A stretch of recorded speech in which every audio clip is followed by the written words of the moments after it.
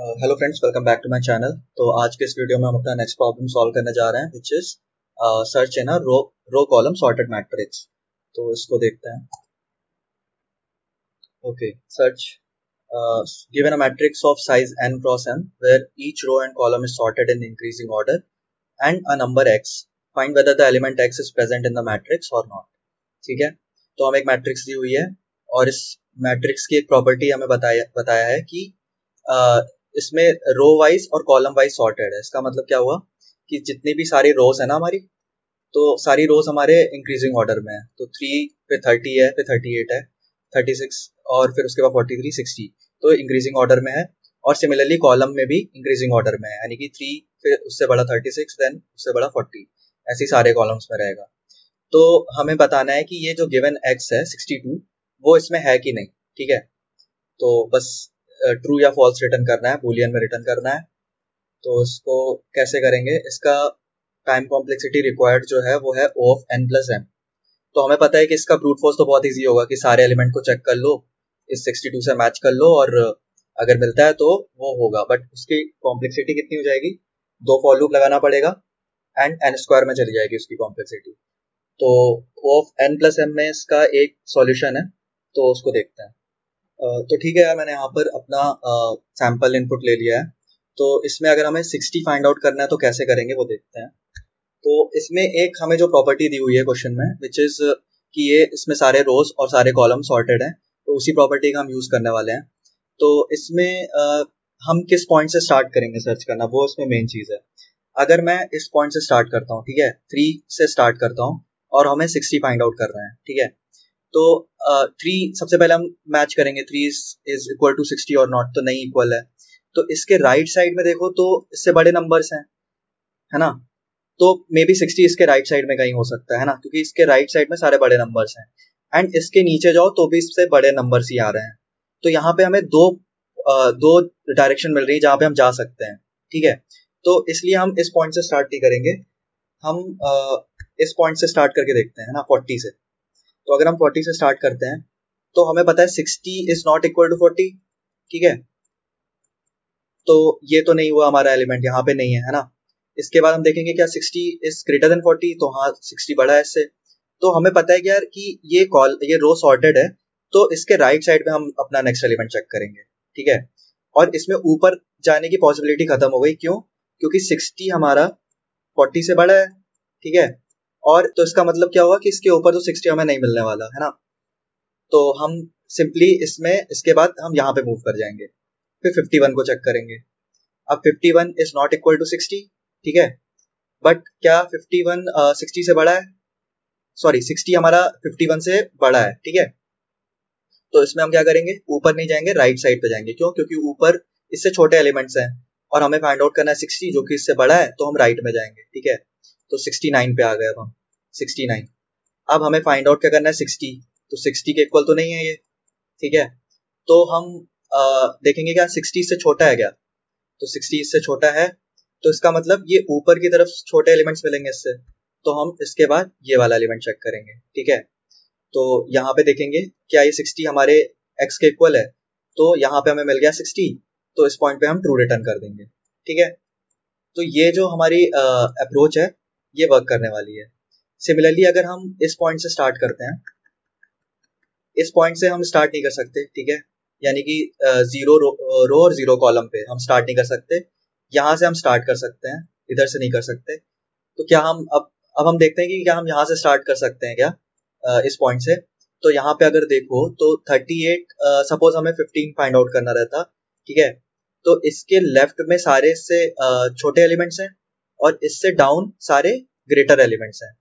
ठीक है, तो यानी कि यहाँ पर हम 15 को फाइंड आउट करने के लिए हम अपने चॉइस रख सकते हैं। यहाँ पे या तो लेफ्ट या राइट, लेफ्ट या डाउन जा सकते हैं। तो यहाँ से भी हम स्टार्ट कर सकते हैं, तो ये भी सही है ना। तो 15 जैसे फाइंड आउट करना है तो पहले लेफ्ट जाएगा, क्योंकि 15 इज लेस देन, तो लेफ्ट जाएगा। और राइट क्योंकि बॉटम में तो उससे बड़े नंबर्स हैं। ठीक है, और यहाँ पे अगर हम देखें 69, तो इसके लेफ्ट में सारे से छोटे एलिमेंट्स हैं और ऊपर जाने पे भी सारे छोटे एलिमेंट्स हैं, है ना। तो यहाँ से भी हम स्टार्ट नहीं कर सकते। तो बेसिकली हमारा आंसर, अगर हम यहाँ से या फिर यहाँ से, ठीक है, स्टार्ट करते हैं तो हमें अपना आंसर मिल जाता है। तो और इसकी टाइम कॉम्प्लेक्सिटी कितनी होगी? टाइम कॉम्प्लेक्सिटी इसकी होगी O of n plus m। तो ये कैसे होगा वो देखते हैं। यहाँ पे अगर सपोज हमें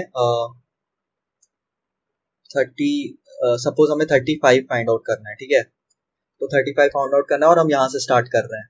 तो 40 से छोटा है 35, तो हम इसको चेंज कर देता हूँ। 40 से छोटा है 35 तो हम ऊपर गए, ठीक है। 36 इज नॉट इक्वल टू 35, ठीक है। तो 36 से भी छोटा है तो हम इससे भी ऊपर जाएंगे, ठीक है, यहाँ पर आया। उसके बाद 3 से कंपेयर करेगा, 3 से बड़ा है 35, तो इसके राइट साइड में बड़े एलिमेंट्स है ना, तो राइट में गया, यहाँ पे देखा 30 से भी बड़ा है 35, तो ये यहाँ पे गया, ठीक है। अब 38 से छोटा है ना, 38 से छोटा है 35 यार, तो इस पॉइंट पे क्या होगा, 38 जो हमारा 35 फाइंड आउट करना है इज लेस देन 38। तो लेस देन के केस में ये ऊपर जाएगा, ठीक है, ऊपर जाएगा, यानी कि इसका जो रो का जो भी काउंटर होगा या फिर आइटरेटर होगा वो -1 हो जाएगा, है ना, वो -1 हो जाएगा। तो हमारा वाइल लूप खत्म हो जाएगा, क्योंकि हम वाइल लूप तभी तक चलाएंगे जब हमारा रो ग्रेटर देन इक्वल टू 0 हो और कॉलम भी ग्रेटर देन इक्वल टू 0 हो, ठीक है। तो जैसे ही ये बाहर गया तो लूप खत्म हो जाएगा हमारा और हम लूप के बाहर फॉल्स रिटर्न करा देंगे, तो ये हमें 35 नहीं मिलेगा। तो इस तरह से ये हमारा वर्क करेगा। तो इसमें टाइम कॉम्प्लेक्सिटी देखो तो हम at max number of rose plus number of columns he traverse कर रहे होंगे, है ना, क्योंकि यहाँ पे देखो तो हमने यहाँ से यहाँ तक ट्रैवर्स किया और राइट साइड में हम यहाँ से यहाँ तक गए, ठीक है। तो number of rose plus number of columns, हमने ये एलिमेंट्स को चेक नहीं किया, है ना। तो ऐसे ही रहेगा ये हमारा O of n plus m में वर्क करेगा। तो इस तरह से होगा। तो इसका कोड कर लेते हैं यार। तो ये काफी इजी प्रॉब्लम है, इसका कोड जल्दी से कर लेते हैं। तो सिंपली हमें क्या करना है, सबसे पहले इस पॉइंट से स्टार्ट करना है ना। तो इसमें हम आइटरेटर एक ले लेते हैं, i और j ले लेते हैं। तो इंट एक minute, int i equal to, ये वाला पॉइंट क्या होगा, ये लास्ट रो है, तो नंबर ऑफ रोज n है, तो लास्ट रो किस इंडेक्स पे होगा, n-1 पे, राइट। तो n-1 और इंट j हमारा कॉलम को डिनोट करेगा। तो इनको रो और कॉलम ही ले लेता हूँ, रो और कॉलम। कॉलम तो हमारा 0 ही रहेगा क्योंकि ये फर्स्ट कॉलम है हमारा, है ना, ये वाला फर्स्ट कॉलम है। तो कॉलम को हमने 0 ले लिया और हम अपना एक वाइल लूप लगा देते हैं। वाइल कब तक लगाएंगे, सारे हमारे जो रो और कॉलम है ये बाउंड में होने चाहिए। तो रो को अगर मैं देखूं तो row should be greater than equal to 0 and row should be less than the n, ठीक है, n से छोटा होना चाहिए row, and column should be greater than equal to 0 and column should be less than the number of columns which is n। तो तब तक हम लूप चलाएंगे। सबसे पहले हम क्या चेक करेंगे कि अभी जो हमारा एलिमेंट है, यानी कि रो और कॉलम पे जो भी वैल्यू है, यानी कि मैट्रिक्स ऑफ रो, एक मिनट, रो कॉमा कॉलम, क्या वो हमारे x के इक्वल है। अगर x के इक्वल है तो हमें कुछ करना ही नहीं, सिंपली रिटर्न कर देंगे यस, यानी कि ट्रू, ठीक है। और अगर ऐसा नहीं है तो हम चेक करेंगे कि क्या हमें जो x फाइंड आउट करना है वो उससे छोटा है क्या। If x is less than matrix of row comma column, अगर उससे छोटा है तो हम क्या करेंगे, इसके राइट साइड में सारे से बड़े एलिमेंट्स हैं, तो छोटे एलिमेंट्स के हमें ऊपर जाना पड़ेगा, ठीक है। तो ऊपर जाने के लिए हम क्या करेंगे, रो का काउंट डिक्रीज कर देंगे। रो n-1 पर है तो रो माइनस माइनस कर देंगे, ठीक है। तो अगली बार क्या होगा, कॉलम वही रहेगा, जस्ट हम एक रो ऊपर पे ये 36 को हम कंपेयर कराएंगे, ठीक है। तो आई होप समझ में आ रहा होगा। एल्स, अब ये भी हो सकता है ना कि वो ग्रेटर हो, यानी कि x लेस देन के बजाय ग्रेटर हो, यानी कि सपोज अगर हमें 60 फाइंड आउट करना रहता तो हम ऊपर ना जाके राइट जाते, तो राइट जाते यानी कि कॉलम 0 है, कॉलम को हम प्लस प्लस करेंगे, नेक्स्ट कॉलम चेक करेंगे, नेक्स्ट कॉलम और वही रो को चेक करेंगे, ठीक है। तो कॉलम प्लस प्लस, ठीक है। तो अगर ये इस मैट्रिक्स में होगा तो हमें इस while लूप के अंदर किसी पॉइंट पे ये ट्रू रिटर्न करके दे देगा, ठीक है। और अगर ऐसा नहीं होता है, यानी कि उस मैट्रिक्स में वो है ही नहीं, तो हम रिटर्न फॉल्स कर देंगे। तो बस इसका कोड इतना सा ही था, उसको कंपाइल करके देखते हैं।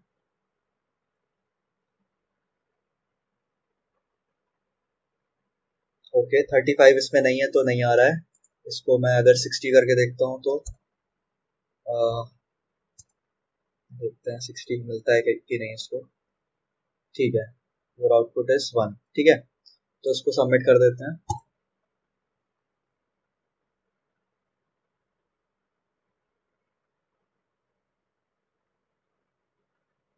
ठीक है, तो हमारा सॉल्यूशन एक्सेप्ट हो गया है। आई होप समझ में आया होगा, काफ़ी इजी प्रॉब्लम है। एंड इसको हमने उसी टाइम कॉम्प्लेक्सिटी में कर दिया जो रिक्वायर्ड थी। तो ठीक है, नेक्स्ट वीडियो में हम नेक्स्ट प्रॉब्लम देखते हैं। तो अभी के लिए bye and please subscribe to my channel.